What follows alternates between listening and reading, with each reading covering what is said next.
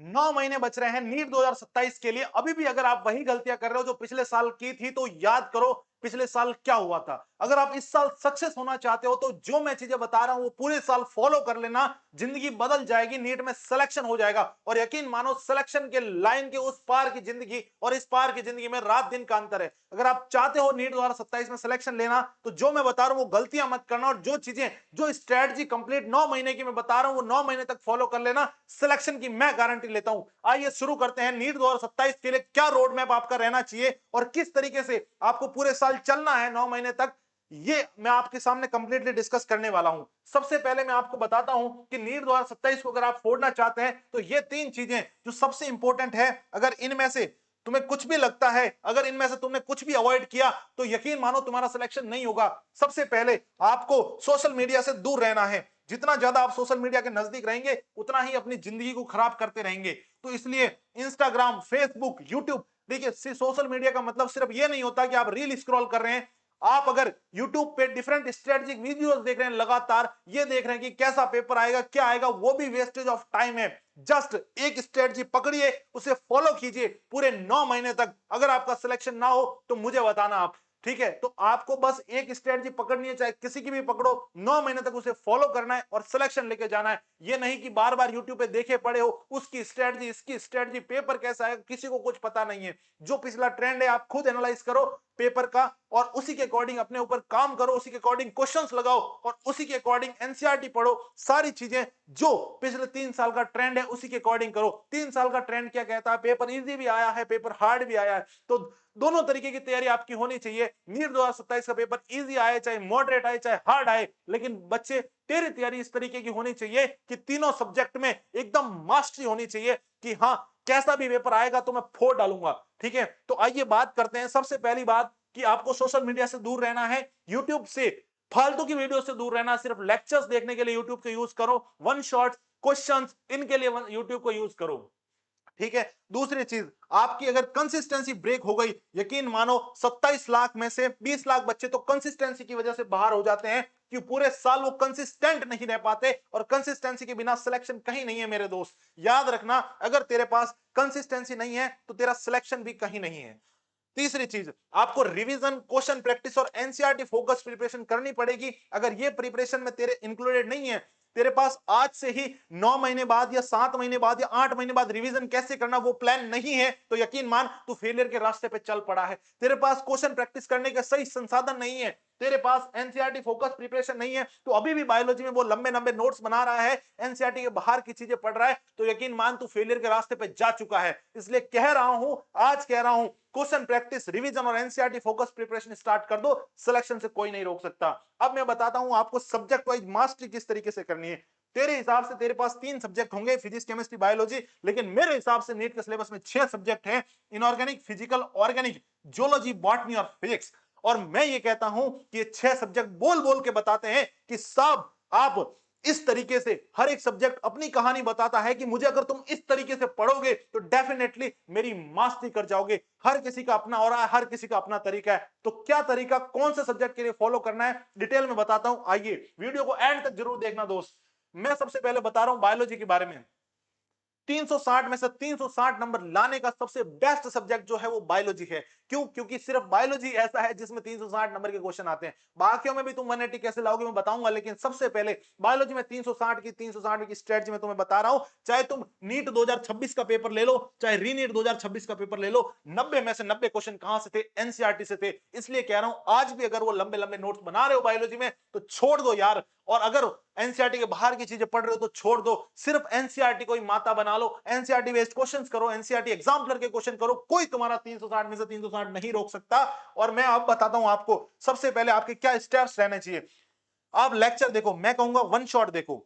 ठीक है, ज्यादा सबसे सही वन शॉट है, क्योंकि टीचर वन शॉट में कंप्लीट एनसीईआरटी एक्सप्लेन कर देता है, कुछ भी एक्स्ट्रा नहीं बताता है। तो आप सबसे पहले लेक्चर देखो, लेक्चर के साथ साथ आप एनसीईआरटी की रीडिंग करो, क्योंकि आपकी हैबिट में आनी चाहिए एनसीईआरटी। तो बिल्कुल लेक्चर के साथ साथ एनसीईआरटी की रीडिंग करो। अब लेक्चर कंप्लीट हो गया, एनसीईआरटी की रीडिंग कंप्लीट हो गई, अब बैठो आराम से, टेबल और कुर्सी के ऊपर और एनसीईआरटी का फुल रट्टा मारो। यानी एनसीईआरटी का रट्टा मारने के बाद आप डिफरेंट टाइप के क्वेश्चंस करो, और क्वेश्चंस के लिए सबसे बेस्ट बुक मैं आपको बताऊंगा NCERT at your finger tips. Video के एंड तक देखना, एक सरप्राइज है, एक चीज लाया हूं तेरे लिए जो कि गारंटीड सिलेक्शन देगी तुझे। अब देखो नेक्स्ट केमिस्ट्री की बात करूं, केमिस्ट्री में सबसे पहले फिजिकल केमिस्ट्री। फिजिकल केमिस्ट्री का सीन सेम फिजिक्स जैसा ही होता है। इसमें क्या करना है, पहले पूरा लेक्चर देखना है, साथ में प्रॉपर नोट्स बनाने हैं। ये कर लिया, उसके बाद अब नोट्स का रिवीजन करना है। लेकिन यहां पर जो स्टार पॉइंट आता है, जिस पर सबसे ज्यादा ध्यान देना है, शुरुआत से ही पहले चैप्टर से मोल कंसेप्ट से तेरे पास शॉर्ट नोट्स होने चाहिए।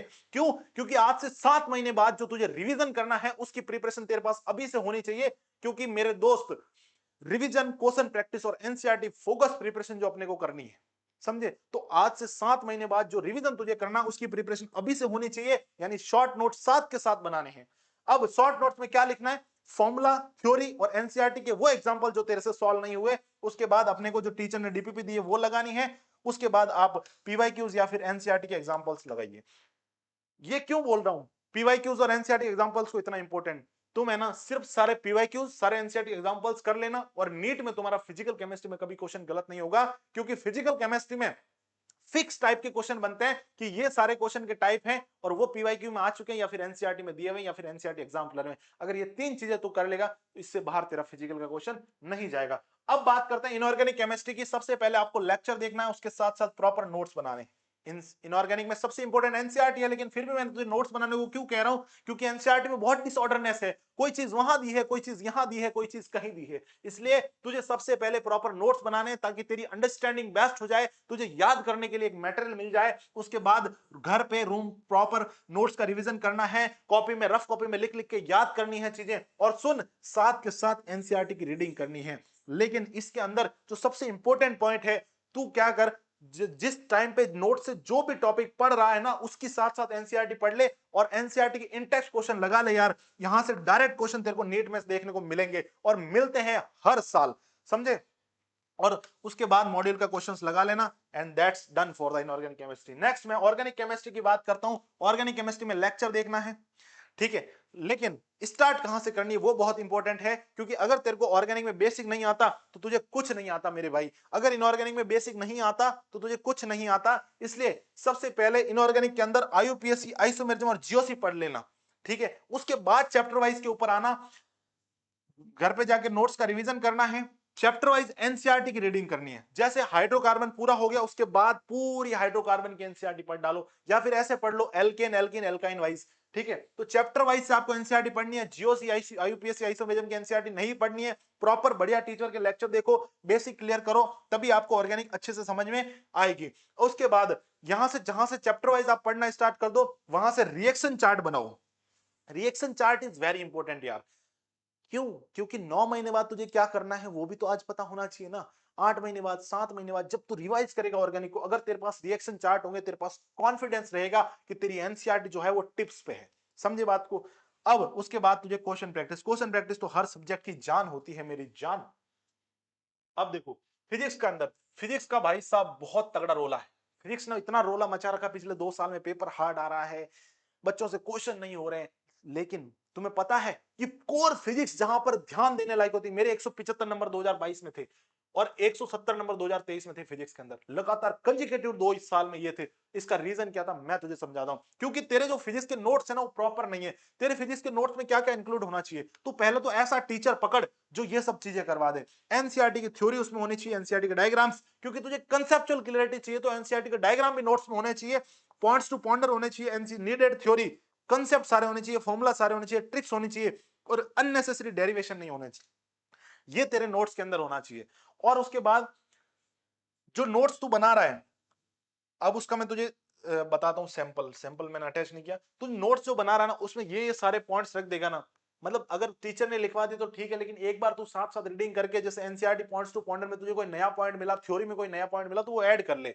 या फिर जो मेरा कोर्स चलता है फिजिक्स का, उसके अंदर तो मैं ये सब कुछ करवाता हूँ, वो देख सकते हो तुम लोग, ठीक है? अब देखो क्वेश्चन प्रैक्टिस की बात करता हूँ। क्वेश्चन प्रैक्टिस में क्या क्या करना चाहिए फिजिक्स के अंदर? सबसे पहली बात, एनसीईआरटी के इंटेक्स क्वेश्चन सारे सॉल्व करने हैं। एनसीईआरटी एग्जाम्पलर के क्वेश्चन करने हैं, नीट के पीवाईक्यू, जेईई मेन के पीवाईक्यूज और 2024 25 26 बेस्ड नीट के लेवल करने, नीट लेवल के क्वेश्चन करने। बाय डिफॉल्ट क्वेश्चन के टाइप बनते हैं, कुछ कुछ टॉपिक में फिक्स क्वेश्चन रहते हैं कि भाई साहब ऐसे ही क्वेश्चन आते हैं, वो करने। और थ्योरेटिकल क्वेश्चन भी तूने देखा ही होगा कि बहुत ज्यादा पूछे जाते हैं। तो इस टाइप के क्वेश्चन की प्रैक्टिस करनी है। अब मैं तुझे प्रॉपर फॉर्मेटिंग बताता हूं कि फिजिक्स में क्या करना है। सबसे पहले लेक्चर देखना है, साथ के साथ प्रॉपर नोट्स बनाने हैं। टीचर ऐसा सिलेक्ट करना है जो अननेसेसरी ट्रिक्स ना बताए, अननेसेसरी डेरिवेशन ना कराए, क्योंकि हर एक क्वेश्चन में अगर आप ट्रिक याद करने लगोगे तो ट्रिक को याद करने के लिए भी ट्रिक बनानी पड़ेगी। इसलिए अननेसेसरी ट्रिक्स और अननेसेसरी डेरिवेशन जो भी टीचर करा रहा है, अवॉइड देम। वो अपना हवा झाड़ने के लिए पढ़ा रहा है, तुम्हें बस मेन कंटेंट के ऊपर फोकस करना है मेरी जान। ठीक है, अब इसके बाद साथ के साथ आपको इफेक्टिव शॉर्ट नोट्स बनाने हैं। इफेक्टिव शॉर्ट नोट्स का क्या मतलब है? एनसीईआरटी के पॉइंट्स होने चाहिए, थ्योरेटिकल अच्छे पॉइंट्स होने चाहिए, फॉर्मूला सारे होने चाहिए, और वो क्वेश्चन जो तेरे से नहीं बने वो क्वेश्चन भी शॉर्ट नोट्स के अंदर होने चाहिए। उन्हें इफेक्टिव शॉर्ट नोट्स कहते हैं। साथ के साथ बढ़िया रिवीजन करना है और क्वेश्चन प्रैक्टिस के लिए तेरे पास तगड़ा क्वेश्चन बैंक होना चाहिए, या फिर किसी भी कोचिंग की मॉड्यूल लगा सकते हो।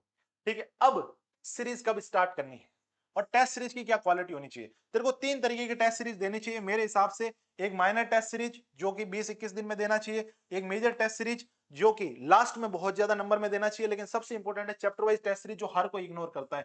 भाई लोगों, चैप्टर वाइज टेस्ट सीरीज जिस भी कोचिंग की चल रही है उसकी ज्वाइन कर लो, चाहे और किसी की नहीं तो हमारी मेंटरशिप के साथ हम ये देते हैं, तो हमारी ज्वाइन कर सकते हो। चैप्टर वाइज टेस्ट सीरीज, हमारा जो भी कंटेंट है सबका लिंक डिस्क्रिप्शन में है। चैप्टर वाइज टेस्ट सीरीज, भाई साहब चैप्टर वाइज टेस्ट सीरीज इतनी इंपॉर्टेंट है तुम्हारे पर चैप्टर में। देखो माइनर टेस्ट में क्या 10 चैप्टर आए, सारे चैप्टर के क्वेश्चन तो नहीं दे सकते ना। चैप्टर वाइज टेस्ट सीरीज में पर चैप्टर जितने तगड़े तगड़े क्वेश्चन बन सकते हैं सब टीचर देता है, तो चैप्टर वाइज टेस्ट सीरीज बहुत इंपॉर्टेंट है। सिलेबस कंप्लीशन बायो का आप दिसंबर तक कीजिए। बायो में एनसीईआरटी रखिए कि दिसंबर तक आपके 360 में से 360 आने लग जाए। ये कब पॉसिबल होगा? आप बस कुछ मत करो, वन शॉट देखो, एनसीईआरटी पढ़ो और NCERT at your finger tips करो। केमिस्ट्री का जनवरी तक और फिजिक्स का अगर फेब तक कंप्लीट हो रहा तो आप एकदम सही रास्ते पर चल रहे हैं। नेक्स्ट मैं बात करूं, आपके पास सिलेबस ट्रैकर होना चाहिए कि साहब कितना सिलेबस हो गया हमारा, कितना बाकी है, या फिर आपके पास डेली स्टडी प्लानर भी होना चाहिए। क्योंकि साहब जब तक आपके पास डेली टारगेट्स नहीं होंगे, डेली स्टडी प्लानर नहीं होगा, आपके पास कंसिस्टेंसी नहीं रहेगी। तो हमारा एक प्रोग्राम चलता है 1-to-1 मेंटरशिप प्रोग्राम, जिसकी डिटेल्ड डिस्क्रिप्शन में दी गई है। उस प्रोग्राम के तहत हम डेली टारगेट्स देते हैं, बच्चे को पर्सनल मेंटर प्रोवाइड करते हैं, एमबीबीएस टॉप रैंकर जो 24/7 गाइड करता है, साथ में 24/7 डाउट सपोर्ट भी है। ठीक है, साथ में to do list, to do list भी आपके पास होनी चाहिए। टू डू लिस्ट के 3 कंपोनेंट होने चाहिए। टू डू लिस्ट का क्या मतलब है? अगर आपने किसी की 1-to-1 मेंटरशिप नहीं ले रखी तो भाई साहब हर किसी की 1-to-1 मेंटरशिप मत ज्वाइन करना, बहुत स्कैम चल रहे हैं दुनिया में, आप सबको पता है। 1-to-1 मेंटरशिप के नाम पे बहुत पैसे लूटे जा रहे हैं।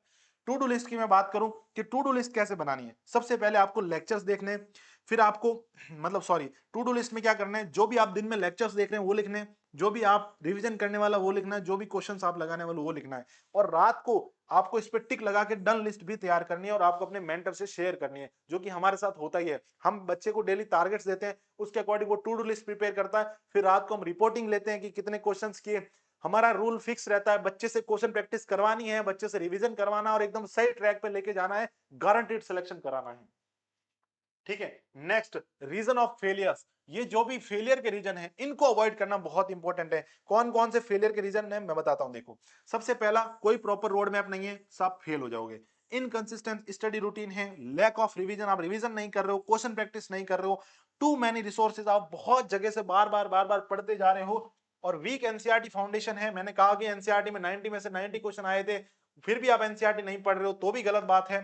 सिर्फ बायोलॉजी पढ़ रहे हो तो भी गलत बात है। फिजिक्स से बहुत ज्यादा डर रहे हो तो भी गलत बात है। लैक ऑफ टेस्ट और उसका एनालिसिस वो भी गलत बात है। कोई राइट मेंटरशिप नहीं है वो भी गलत बात है। अगर आप ये 10 कारण से हो, ये आपके फेलियर के रीजंस होंगे। और अगर आप फेल नहीं हुए हो, फर्स्ट ड्रॉप या 12th के साथ हो, तो बिल्कुल ये अगर आपके जिंदगी में कुछ भी इनमें से चल रहा है तो आप बिल्कुल फेल होने वाले हो। इसलिए इन चीजों को अवॉइड कर दो, सक्सेस हो जाओगे। नेक्स्ट मैं बात करता हूं कि सबसे इंपॉर्टेंट है मैं कर लूंगा। अगर तुम्हारे दिमाग में ये चीज है ना, तुम भाई साहब सिलेक्शन से चूक ही नहीं सकते। मैं कह रहा हूं कि लास्ट में तुम्हारे पास एक चीज हमेशा तुम्हारे दिमाग में होनी चाहिए, मैं कर लूंगा, मैं कर लूंगा, तुम्हें करना ही पड़ेगा। तो ये अगर तुम्हारे दिमाग में चीज चल रही है, अगर तुम्हारा सेल्फ मोटिवेशन, सेल्फ कॉन्फिडेंस है, तो वही तुम्हारे फ्यूल की तरह काम करता है। और फ्यूल होना गाड़ी के चलने के लिए बहुत जरूरी है। अगर आप अपनी गाड़ी को कंसिस्टेंसी चलते हुए देखना चाहते हो तो इस फ्यूल को कम मत होने देना। नेक्स्ट मैं बात करता हूं कि राइट 1-to-1 मेंटरशिप का मतलब क्या है। साहब right one to one mentorship का मतलब क्या है कि आपको डेली टारगेट्स कोई मेंटर प्रोवाइड करवाए, पर्सनलाइज मॉनिटरिंग करे, आपकी डेली आपकी होमवर्क चेकिंग हो कि साहब जो मान लीजिए आपने कोई दूसरी कोचिंग ज्वाइन कर रखी है तो आपको जो होमवर्क मिला उसमें से आपने कितने डीपीपी में से कितने क्वेश्चंस किए, कितने आपके डाउट आए, वो सब अगर कोई सॉल्व करके दे रहा है, पर्सनल मेंटरशिप आपको प्रोवाइड हो रही, तो वहां पर आप जाइए। कहने को तो सब कुछ बोल देते हैं लेकिन कोई कुछ नहीं देता। आप हमारी मेंटरशिप ज्वाइन कर सकते हैं। हम जेन्युइनली अगर आपको जो चीजें प्रॉमिस कर रहा हूं वो ना मिले तो रिफंड कर दूंगा, गारंटी है। 9259811556 आप इस नंबर पर कॉल करके मैसेज करके कभी भी बात कर सकते हैं। आपको सब कुछ प्रोवाइड किया जाएगा जिसकी आपको जरूरत है सिलेक्शन के लिए। प्रॉपर टेस्ट एनालिसिस जो मेंटर आपको करके दे, प्रॉपर स्टडी प्लानर जो आपको बनाने दे और राइट गाइडेंस दे, क्योंकि बच्चे सिर्फ किसी के जैसे मान लीजिए 700 नंबर आ गए तो उसको देख के ज्वाइन मत कर लीजिए, क्या पता उसकी स्ट्रेटजी आइडियल रही हो, क्या पता तुम्हारा वो पोटेंशियल नहीं हो। तो ऐसा नहीं है बच्चे टॉपर को देख के मेंटरशिप के लिए भाग जाते हैं, नहीं बेटा, सबका पोटेंशियल बराबर नहीं होता, सबके पढ़ने का तरीका, सबके बैठने के सिटिंग आवर्स, स्टडी आवर्स बराबर नहीं होते हैं। तो कभी भी ऐसे बहकाव में नहीं आना है। अब मैं आपको बता रहा हूं, नीट स्पार्क नाम से मेरा एक ऐप है जहां पर मैं complete one to one mentorship program provide करवाता हूं। उसको अगर ज्वाइन करना तो आप इस नंबर पर मैसेज कर सकते हैं। यहां पर free one to one mentorship counselling session भी बुक कर सकते हैं। मैं खुद आपकी काउंसलिंग करूंगा। मैं खुद काउंसलिंग का मतलब वो नहीं है कि नीट वाली काउंसलिंग, काउंसलिंग का मतलब कि मैं खुद आपसे बात करूंगा कि आपका क्या प्रॉपर रोड मैप रहना चाहिए। वहां 1 डेढ़ घंटा अच्छे से समझाता हूं। ये बिल्कुल फ्री ऑफ कॉस्ट है ना। और आप इस ऐप को डाउनलोड कर सकते हैं एंड्रॉइड प्ले स्टोर से, नीट स्पार्क ऐप, या फिर अगर आप आईओएस यूज करते हैं तो आप माई इंस्टीट्यूट ऐप डाउनलोड कीजिए, ऑर्गेनाइजेशन कोड ये डालना है तो आपको नीट स्पार्क ऐप खुल के मिल जाएगा। ठीक है, अब मैं आपको बताता हूं कि हमारा एक प्रोग्राम चलता है एसएसपी, सिलेक्शन श्योरिटी प्रोग्राम। उसका क्या मतलब है? सिलेक्शन श्योरिटी प्रोग्राम का मतलब सीधा ये है कि हम गारंटी लेते हैं तुम्हारे सिलेक्शन की। तुम्हारे सिलेक्शन के लिए जो जो हमें करना पड़े वो सब कुछ हम करते हैं। उसमें क्या क्या है, आपको तीनों सब्जेक्ट के proper lectures, live lectures, daily की 2 क्लासेस ली जाती है 3 टॉप एक्सपर्टीज के साथ, physics, chemistry, geology, botany, 4 expertise के साथ। ठीक है, अब उसके बाद आपको डेली की 2 क्लासेस, फिर one to one mentorship, monitoring, right guidance, यानी 24/7 आपके लिए मेंटर आपके साथ खड़ा रहेगा। आपको daily targets, daily to do list provide कराएगा। अगर आपको आपके लेक्चर में कुछ नहीं समझ में आया तो वो खुद पढ़ा के भी देगा और आपको बैक हैंड पे इतना सपोर्ट रखेगा कि कुछ चीज आपको कोचिंग में समझ में नहीं है, अगर आपने ऑफलाइन ज्वाइन कर रखी है तो भी ज्वाइन कर सकते हैं, ऑनलाइन कोचिंग ज्वाइन कर रखी है तो भी ज्वाइन कर सकते हैं, कि मेंटर आपके पीछे हमेशा खड़ा रहेगा कि सर आप मतलब बच्चा तू इस तरीके से प्रिपेयर कर कि तू सक्सेस हो जाएगा, ये गलती करा, वो कभी भी हम गलती नहीं करने देते बच्चे को, और गारंटीड सिलेक्शन निकाल के देने की जिम्मेदारी हमारी है। ठीक है, साथ में आपको डेली होमवर्क डीपीपीज प्रोवाइड की जाती है। सिर्फ प्रोवाइड नहीं करते हैं, होमवर्क डीपीपीज में आपके पास आपका एक पर्सनल ग्रुप बनता है, उसमें एक मेंटर और एक पर्सनल मेंटर और एक सपोर्टिव मेंटर होता है, वो आपको 24/7 असिस्ट करता है।